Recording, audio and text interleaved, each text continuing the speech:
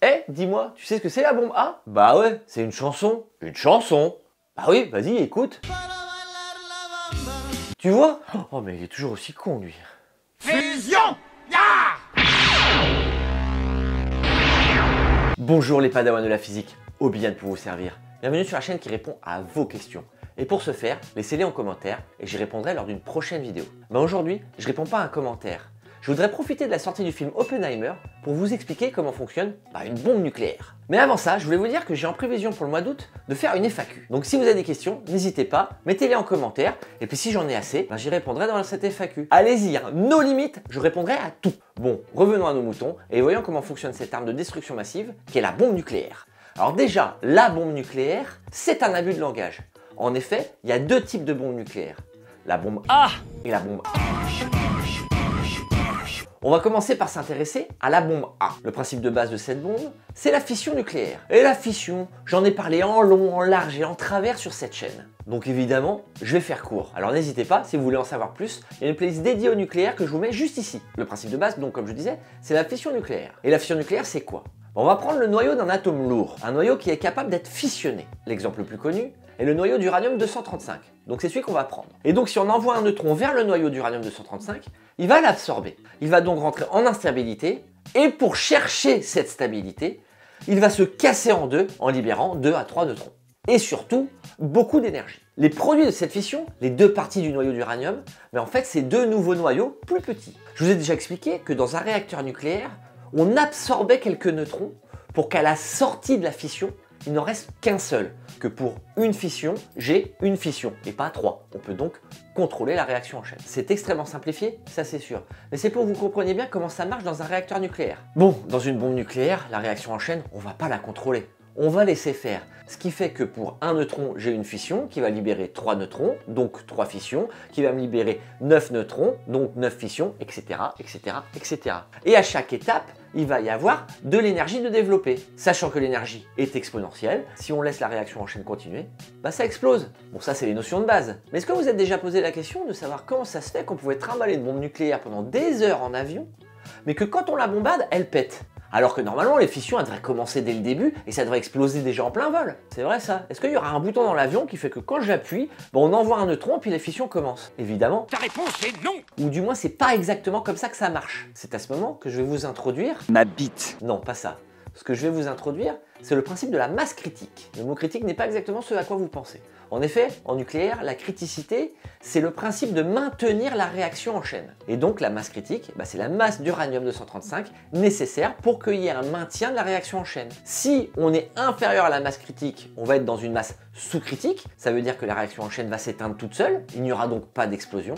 Et si on est au-dessus de la masse critique, on va atteindre la masse surcritique, et c'est là que la réaction en chaîne va s'emballer et que l'explosion va avoir lieu. Donc dans une bombe A, il faut atteindre la masse supercritique. La masse critique de l'uranium-235 est d'environ 50 kg. Et donc si je veux faire une bombe à l'uranium-235, il va falloir que je trouve un moyen pour ne pas avoir de masse supercritique à l'instant T, mais que lorsque je déclenche ma bombe, on atteint cette masse supercritique pour qu'elle puisse exploser. Il faudrait un principe du genre d'avoir une première masse d'uranium-235, une deuxième masse d'uranium-135, et la somme des deux dépasserait la masse critique, deviendrait une masse supercritique.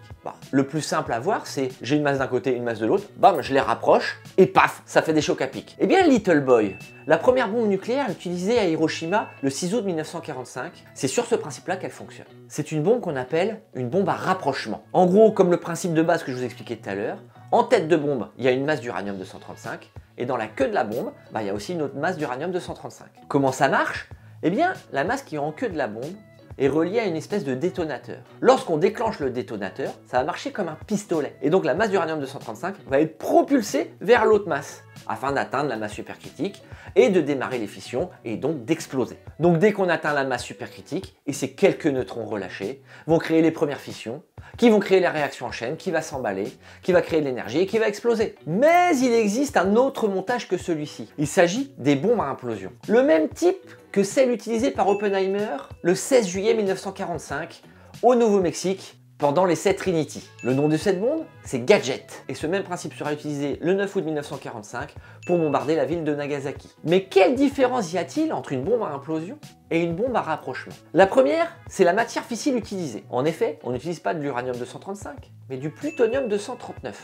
L'avantage, c'est que la masse critique du plutonium-239 n'est que de 10 kg. L'inconvénient, c'est qu'il n'en existe pas au naturel.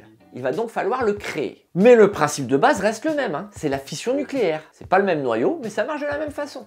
On n'a pas le même maillot, mais on a la même passion. Et là vous allez me dire, ah d'accord, mais alors pourquoi on parle de bombe à implosion? Ben tout simplement, c'est parce que le cœur de la bombe, ce coup-ci, n'est pas de deux masses qu'on va rapprocher, mais d'une seule masse de plutonium sous forme d'une boule creuse.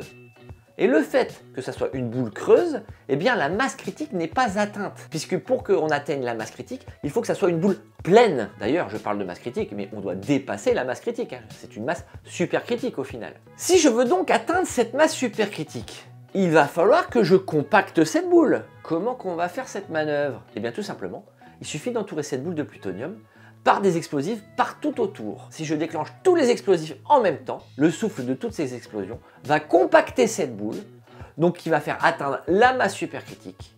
La fission va donc commencer, etc., etc., etc. Et paf, ça refait des chocs à pic.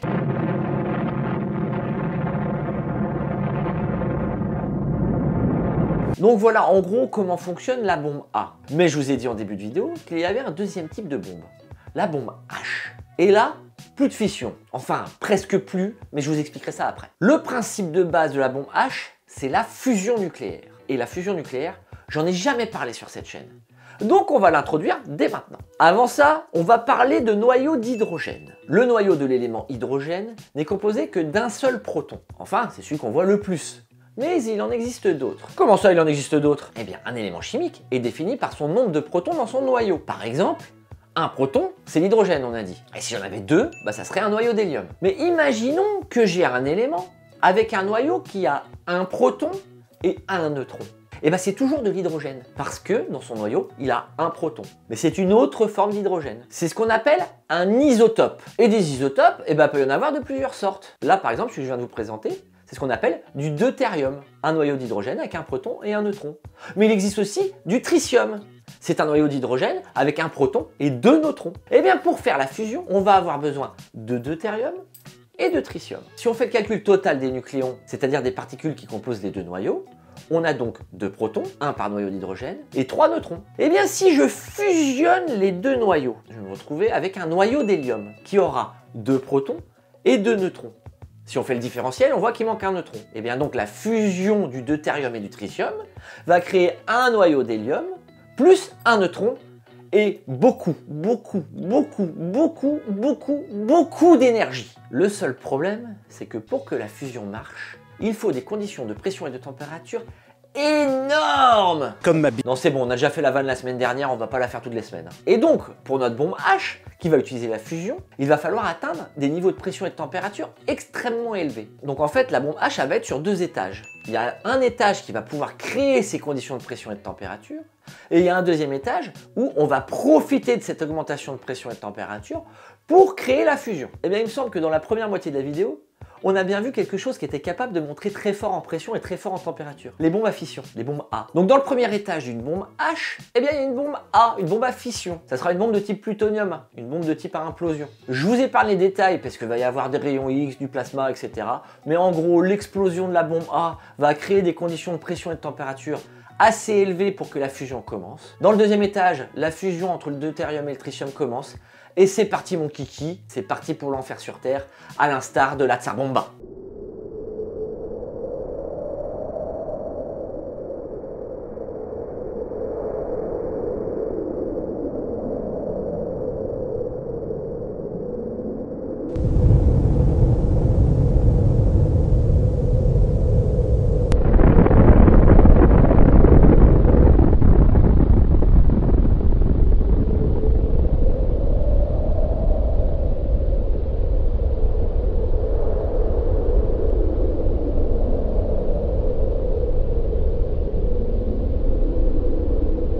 Et voilà, c'est tout pour moi. On vient de voir en gros comment fonctionnent les bombes nucléaires. Ça suffit amplement pour comprendre le principe. Comme d'habitude, je vous mets des liens en description pour pouvoir approfondir vos connaissances. Bon bah comme d'habitude, vous savez ce qu'il faut faire si la vidéo vous a plu. Le petit like qui va bien. Si vous voulez rater aucune des prochaines vidéos, on s'abonne, on met la cloche. N'hésitez pas à les commentaires, soit pour un sujet de vidéo, soit pour la FAQ.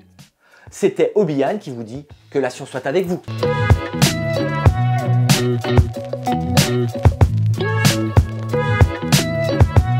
Non,